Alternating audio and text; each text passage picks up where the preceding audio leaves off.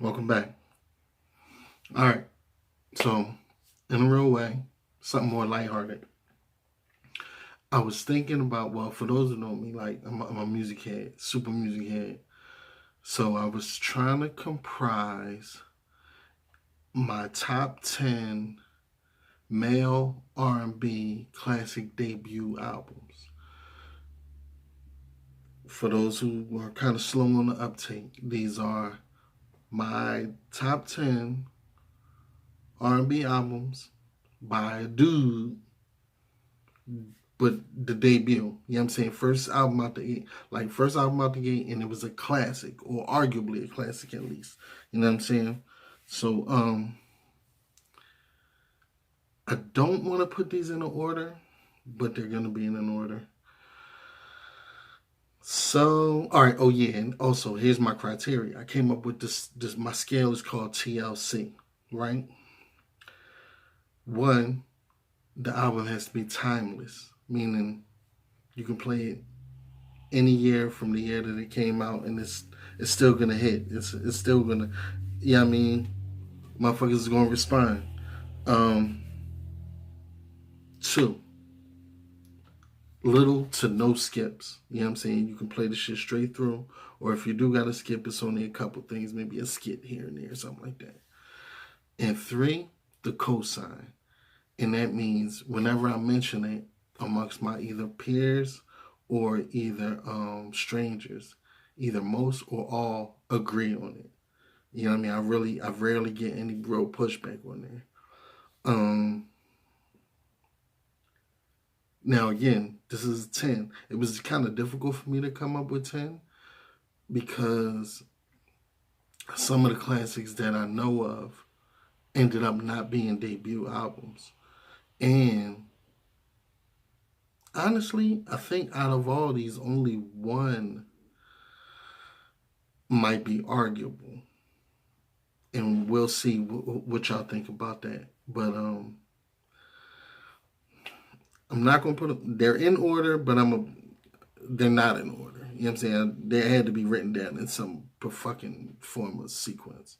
So let's start with number one. Number one is Carl Thomas, Emotional.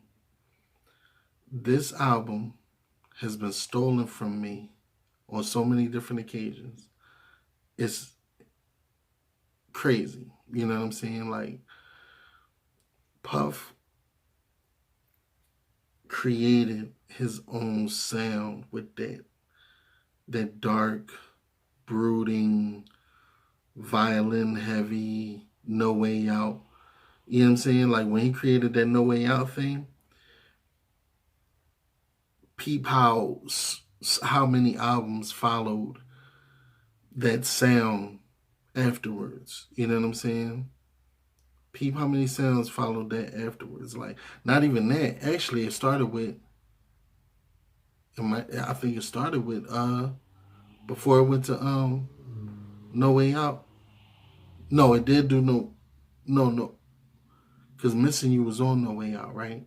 So no, it started with the double album for Big. You know what I'm saying? Started with the double album for Big. Boom. Then you got the No Way Out shit. Then you got how Black Rob's album felt. You know what I'm saying? There was that mafioso shit, man. Puff is good at that shit, and if you notice it, he brings that sound back on that MMM mixtape that he brought out, or album that he brought out a couple years ago, the Money Making Miss John. That's when I realized, like, oh, that's his sound. Like he can do whatever everybody else does, but he actually created his own sound, and that's where that people would think it's that shiny shit, but it's really not. The sound that he created is that fucking dark, the Hitman shit, man. That listen, man. If you know, you know.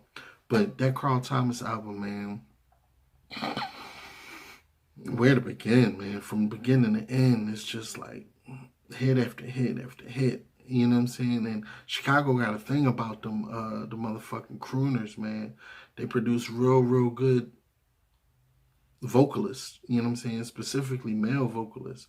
You know, whether you want to deal with Dave Hollister, Donnell Jones, I think is from Chicago. Like they got good voices, man. Coming out of Chicago, man, for years and years, is Chicago has been a good hub of music. So it's not even surprising now what they do with like the the drill sound and all that. But Carl Thomas' first album, man, emotional, man. That's my. I mean, you can call off the songs, but what would be the point? Like, as soon as it starts, as soon as it opens up, thanks for. Oh, you know you're about to go into a movie.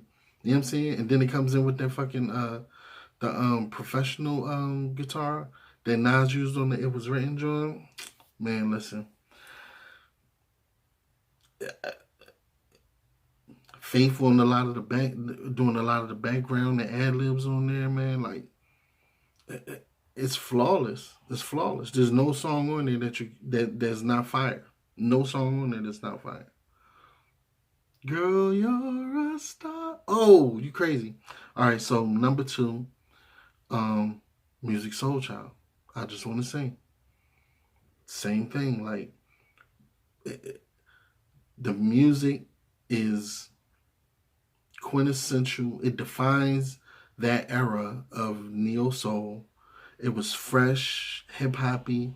It was. Oh man, it just did so much, man. It was like it covered a lot of bases, man. It covered a lot of bases. You know how big the love song was. That man, motherfuckers. That's a marriage song. If you got a song the motherfuckers can get married to on your album, that probably damn near takes it to the top of classic already anyway. But fucking The Girl Next Door. Oh my god. The joint about the young buck, 17, I think it is.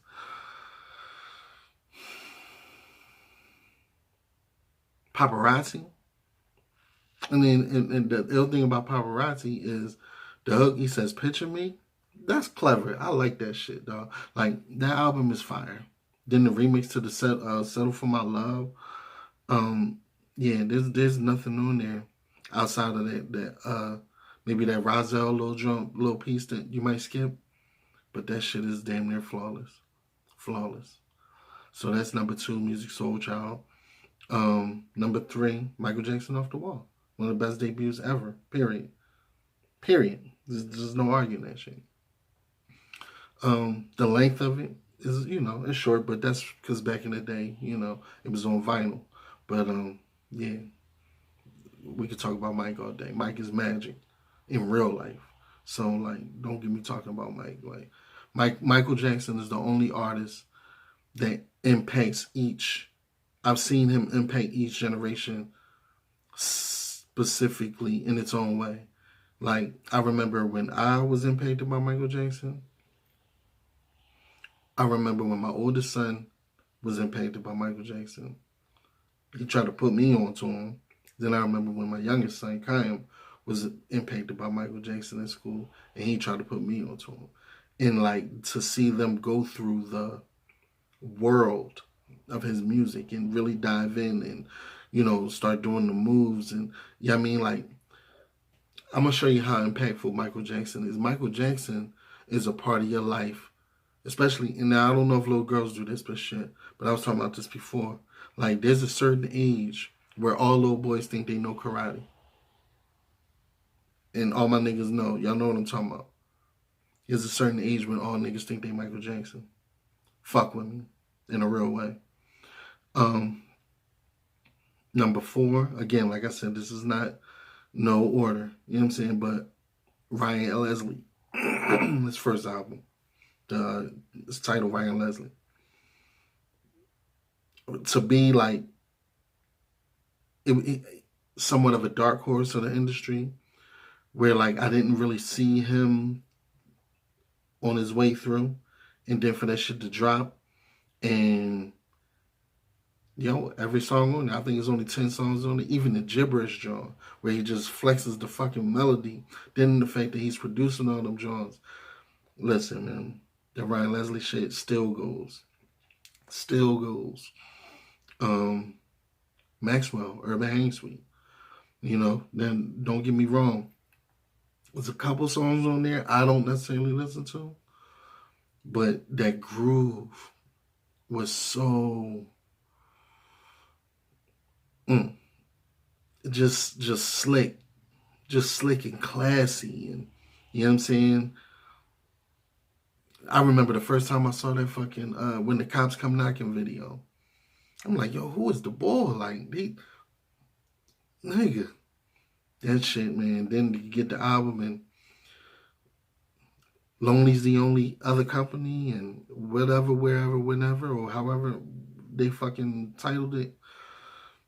That album is fucking Titanic. Life Jennings, number 6. Life 268192. One, To Be a Story. The ill shit about that album is he not even a good, like really a good singer. But he sold that shit together so perfectly.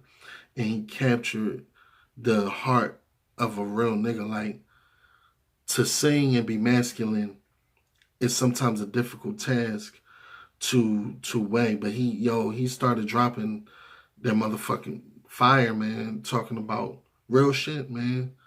You know what I mean? She got kids. You know what I'm saying? What if we have our own kid? Am I going to feel differently about my kid than I do about the kids that she already had? Like, all that shit is real, nigga. Hypothetically, fucking cry. Nigga, made up my mind. Yo, that's your mommy. Mommy and my pop. He loved the album. The album is fire. Classic. Number 7 is Frank Ocean, Channel Orange. Although some people might argue that's not his debut, although it is. Channel Orange is that shit. There's a couple songs that I skip, like Forrest Gump. But as a song, it's still fire. I just don't particularly like it. I don't like Monks either. It's too, like, the groove is too cut through. But overall, that shit is fucking insane, man. I like his writing style is just, it's so dope to me, man. He writes songs like a student of Ghostface. You know what I'm saying? I like that shit. I like when motherfuckers push the boundaries with that pen. I'm a real fan of the pen in words and writing, literature, and that type of shit. Daniel Caesar, Freudian, I think is a classic album. Some people might, that's the one I think people might fight me on. But as a debut, man, I think he put his motherfucking ankle in that shit. Yeah, there's not really much I can say. As soon as I saw the first video, Get You, I'm like, ooh, young boy got something. Picked up the album, I was completely satisfied. You know what I'm saying?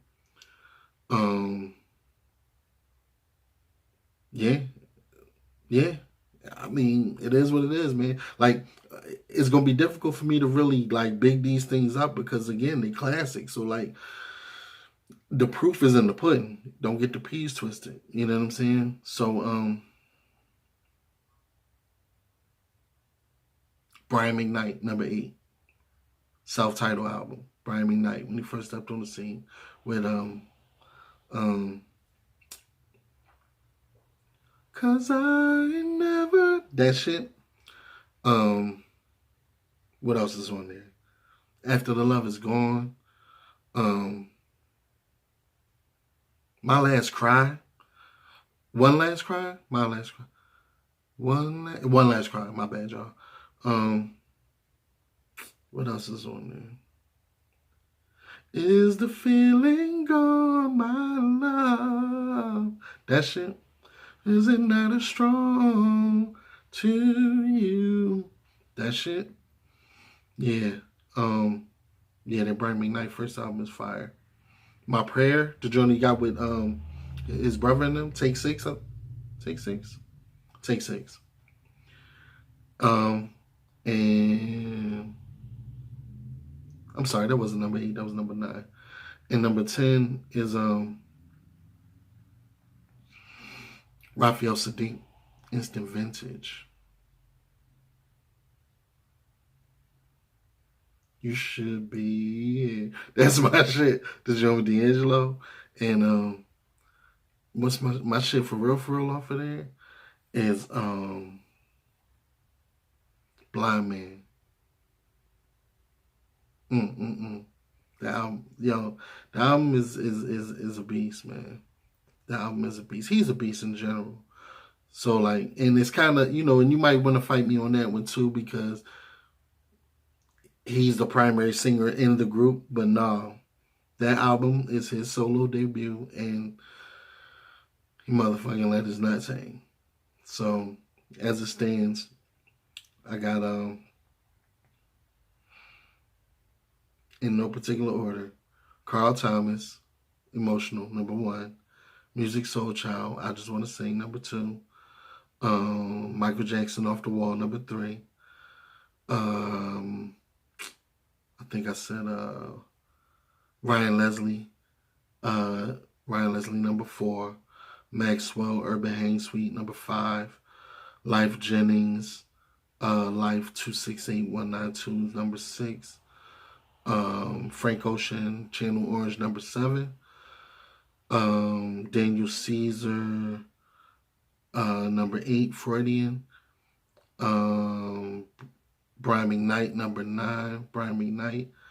And Raphael Saadiq, Instant Vintage, number 10. Now, if I forgot some shit, put me on. Correct me. Otherwise, man, let me know what your list is, man. We can chop it up. We can talk music all day. Y'all know I don't fuck around. And that's about it, man. Keeping it light. Share your thoughts. And until the next one. In a real way. 1.